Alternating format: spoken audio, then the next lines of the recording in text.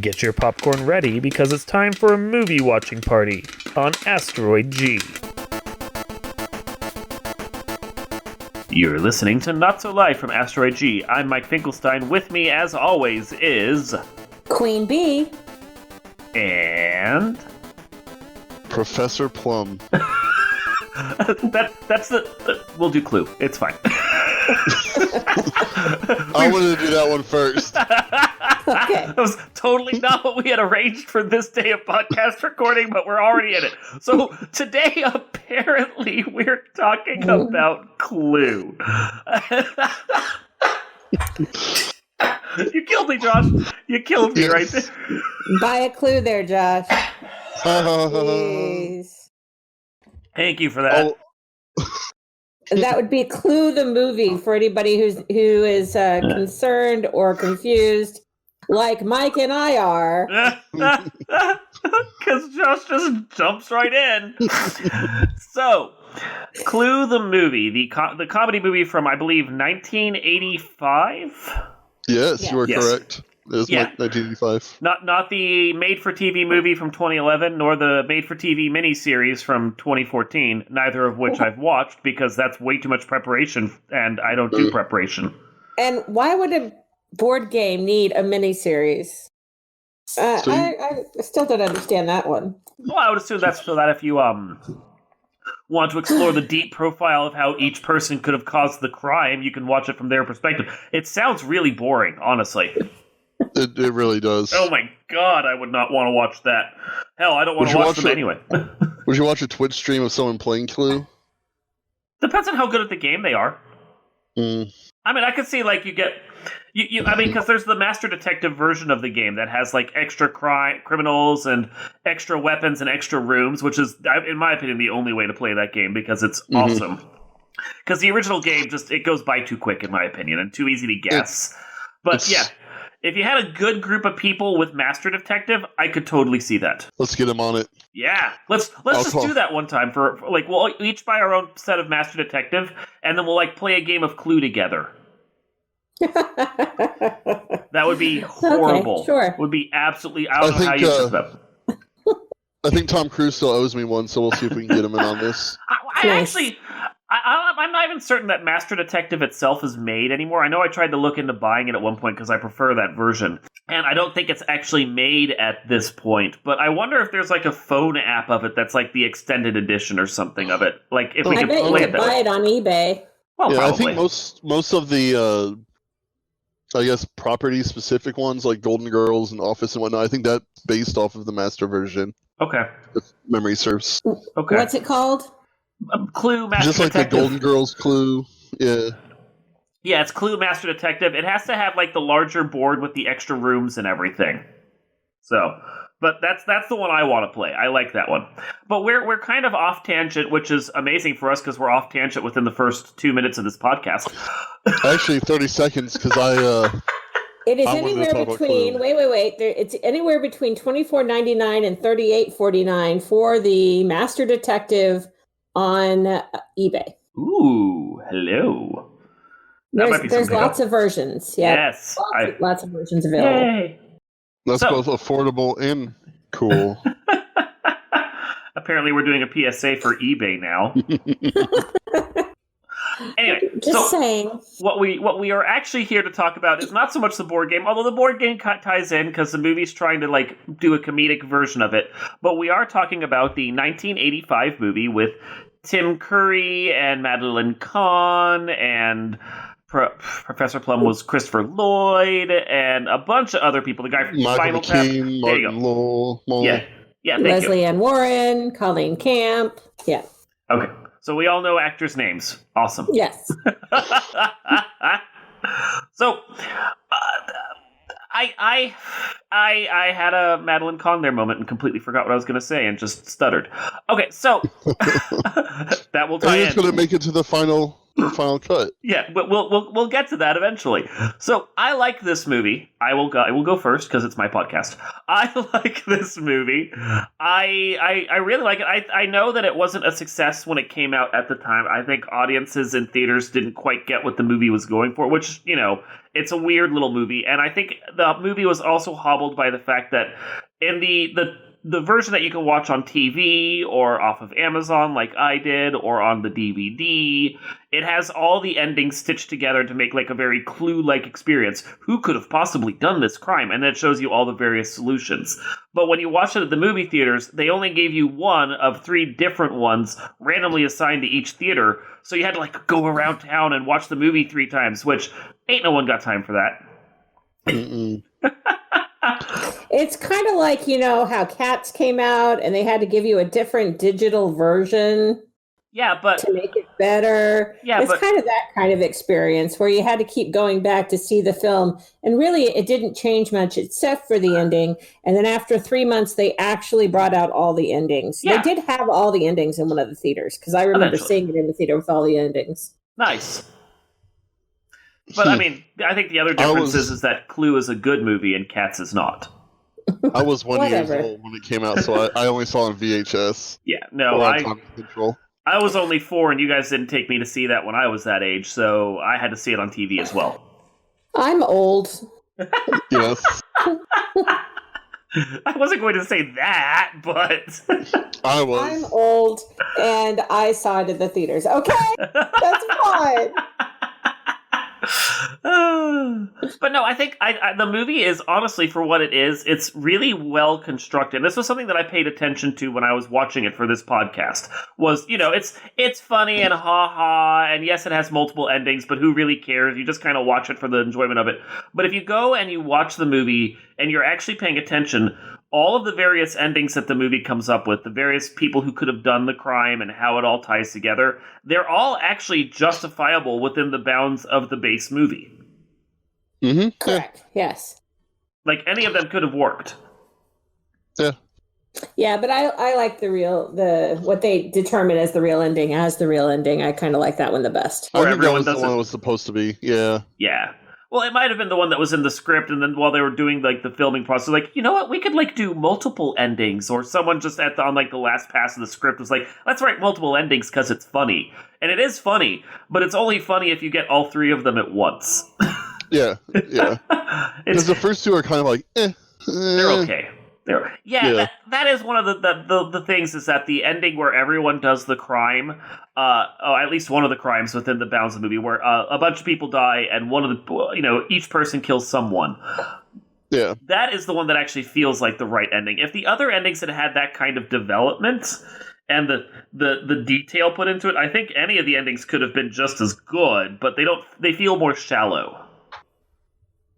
Yeah, pushed, forced. Yeah. Because, I mean, like, Leslie Ann Warren's character, she's like this DC madam, Ms. Scarlet.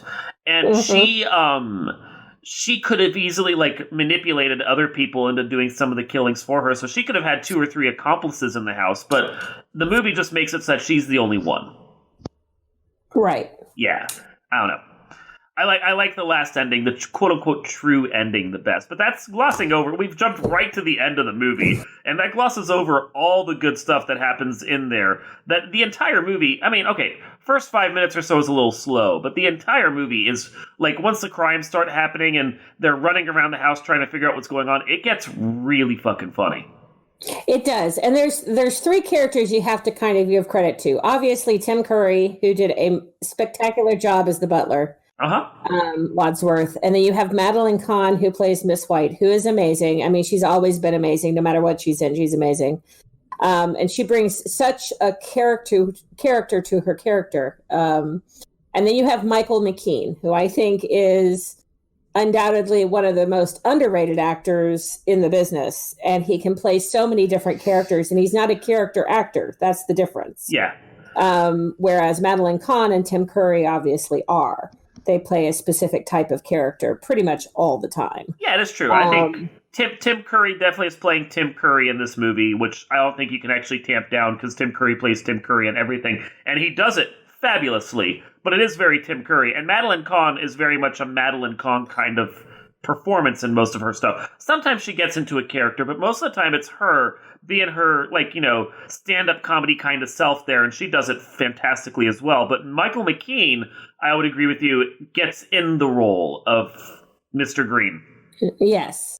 And one of the things about Tim Curry, I don't know if either of you noticed this when you watched the movie recently, but he puts the transvestite strut in, in his walking as Wadsworth. So it's great, especially when he's telling the end of the, you know, he's acting as the detective and showing who killed who. Yeah.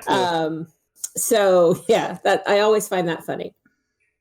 I would agree with you. Michael McKean is probably the unappreciated performer in this because no one really talks about his performance in this movie, but he has so many good little bits that you have to go back and pay attention to. Yeah, he's in the background like almost the entire time too.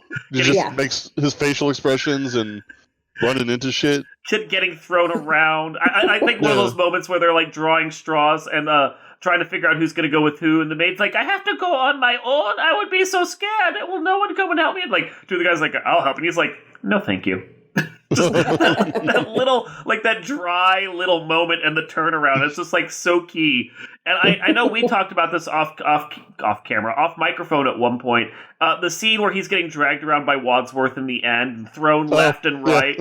Yeah, and then he gets thrown into the bathroom because that's where Mr. Body is stored. And when he like opens the door and comes back out, he's used the restroom. There's a flushing noise. He's washing his hands. It's a little moment that you don't notice, but is so funny in context. Yes. Yeah. Mm-hmm. Yeah, he's great. Yeah. So good. And yeah, let's not ignore Madeline Kahn and the fact that she was probably, I think, one of the only people allowed to improvise her lines, because the script was, from what I remember reading about, script was pretty locked down, and they wanted to do a fairly close adaptation of the script for it. But every once in a while, she'd come up with this thing that was so funny on set, like her completely forgetting her line about Yvette and just like improvising. And they were like, well, we have to keep this now because this is the best thing like in the scene right here. Right. Yeah. The flames, they just flamed. Yes. So one of my favorite scenes is the dining room scene where they're talking about Miss Peacock and the monkey's brains, while indigenous to wherever, Cambodia, are not found in Washington, D.C. I love that scene. That scene is just amazing. It's a great scene, and it really kind of speaks for the movie. And having Michael McKean basically come in and go, is that what we ate? Again, stealing the scene right there. Yeah, stealing the scene. He really does steal the scene in pretty much every scene he's in. He does. Yeah. Yeah, it was. It's like it's a delicacy in Cambodia or something, I think is how the line goes. Yeah. It's been a week since I watched it, so it's already like, man, I need to go watch that movie again. Because, I mean, that's the thing, is like, going and watching a movie like once a week seems silly, but this movie was on TV constantly for like the better part of like a decade and a half. HBO and Showtime, and then Comedy Central. Comedy Central had it for a long time too. Yeah, constant rotation. That's because it was cheap, because it wasn't a success when it came out, so no one wanted to buy it. So everyone bought it because it was cheap. So like they could just play it constantly, and there was a very low licensing fee for it. Mm-hmm. And then it became a cult classic because of that. Well, yeah, because kids like Josh and I grew up with the damn movie. Yes. Thank you, millennials. Definitely a movie of our generation, though. Just for sure. Yeah. Oh. and it's just so beautifully 80s too. It is. Is it though? Yeah, like with didn't John Landis do the script? There's nothing more 80s than John Landis. I'd have to go look that up. Writers: John Landis, John Lynn. Okay, Landis. And somebody else. I mean, it definitely casts itself as a period piece, though, so I never particularly got the 80s vibes off of the setting or the story. I definitely get it off of the actors, because this is a group of comedic actors that you basically wouldn't get together for any other movie in any decade. Right. Yeah. Like all the people that we listed already, that is basically like your 80s B cast of actors right there, with like Tim Curry coming off the height of his Rocky Horror performance, being maybe the one quote unquote name people might recognize on the poster. Because Christopher Lloyd wasn't really super famous yet. What did he do? Buckaroo Banzai? Yeah, it wasn't until Back to the Future, I guess, later this year. Yeah. Yeah, because I think Back to the Future came out after Clue. Yeah. Yes, it did. Not long after, but... Which, bad timing. If this movie had come out after Back to the Future... Oh, yeah. I think more people would have gone to see it. Christopher Lloyd's in this? Yeah. Yeah. And Martin Mull wasn't super famous either. Yeah. I mean, he's one of those, it's that guy kind of actors. Yeah. Yeah. Roseanne wasn't out yet, so... Yeah. Back to the Future came out in 1985. Yes. So it actually came out 4 years before this one. Clue was out in 1989? I thought it was 1985. Yeah, they were both 85.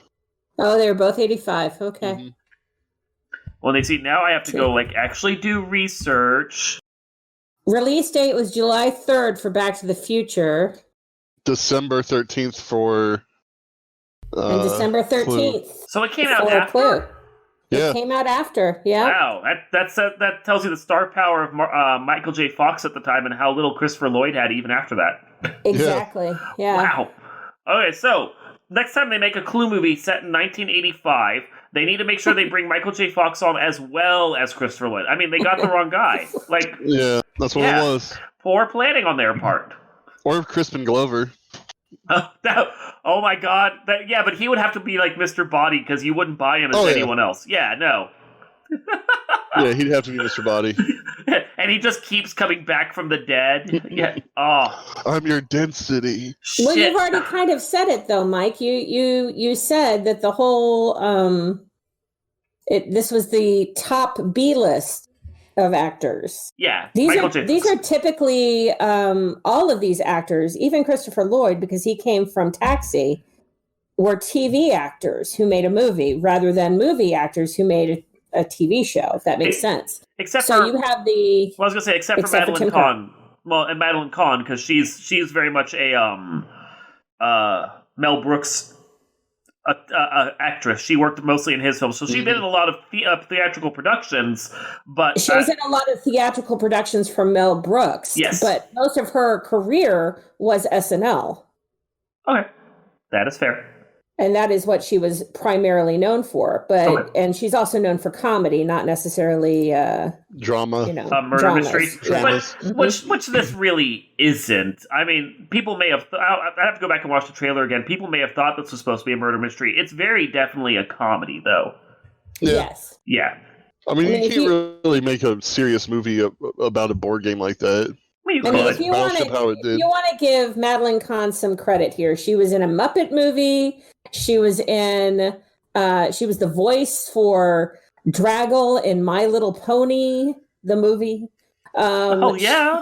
She's done everything, and she's done TV. She's done movies, but she's really known for SNL. Okay, that's where most people know her from. But yeah, she has a long list of movies. I mean, you're not anyone. You're really not anyone until you star aside the Muppets. So, I mean, come on. That's true. Yeah. And I think she was one of the people who actually said that. I finally made it. I'm in a Muppet movie. I don't know if that's true. I've been inside of Muppets, and I'm not popular at all. B-side, Josh. Beside, not inside. Oh. Well, this is weird. It got very strange here all of a sudden. I am not going to deny that. Your private life, Josh. Could write a book about it. It'd be a very short book. It'd be a very short book. It's really more just like a highlights. For kids. Highlights for babies. They make those. Slobber-proof pages. I don't want to know. They do. We have some. Okay. Our baby has some. If you were to... Who's your favorite character for Clue? I mean, I would have said Madeline Kahn's Miss White up until we really started talking about Michael McKean. Okay. But it might be Mr. Green now. Yeah, I've always loved Mr. Green and Mrs. White. Yeah. Now, out of the board game, who's your favorite character to play? Oh. Professor Plum. I was always Professor Plum. Wasn't Miss Scarlet blue in the for whatever reason, or was she the red? No, she's the red. Miss Peacock is blue. Yeah. Yeah, I think I usually picked Miss Peacock because I just wanted the blue color.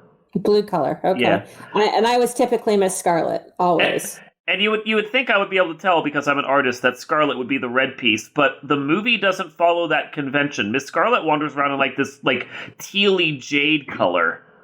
She does. Their outfits don't match them, but their cars do. If you watch at the beginning of the movie how they come in cars, they're actually in the color of their board game piece. It's a nice touch. Yeah, that is a nice touch. Very nice touch. Easter egg. There's an Easter egg for that. Yeah, because I mean, some of the actors are dressed in their colors.